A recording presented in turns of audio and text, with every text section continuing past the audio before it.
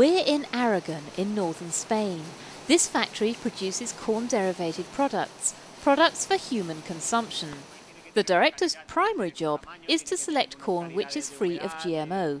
But in this region, where half the land carries transgenic plants, that's an increasingly difficult task. We're beginning to have problems with fields that are totally surrounded by GMOs. Depending on the direction and intensity of the wind and on the season, there are fields where we can't separate the two kinds of production, even if we try to. In Aragon, 80% of the organic or conventional corn is now contaminated. More and more farmers are above the established norm, so they have to sell their corn on the GMO market. There is a market for organic corn, but if I grow organic corn here, it's just going to be contaminated.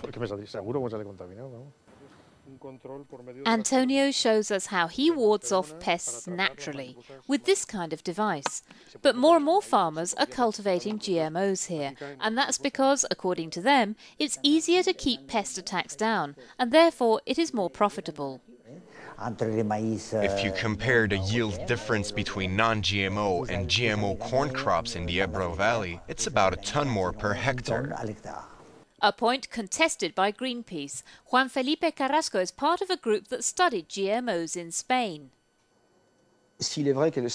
While it's true that Spain has a lot of GMOs, 75,000 hectares worth, it's also true that GMOs only represent 20% of Spanish corn, which tells us something. It tells us that they don't deliver the results that were promised and that there are real problems here.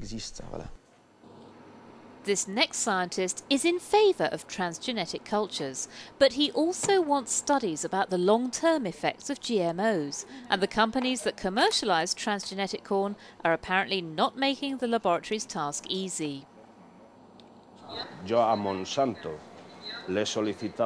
I've asked Monsanto several times for samples, and those requests have been systematically turned down.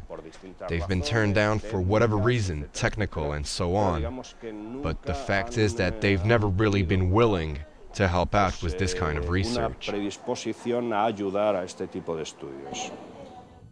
Syngenta and Pioneer Dow are asking the government's permission to commercialise 2 new types of transgenic corn on the Spanish market. Their request is currently under study.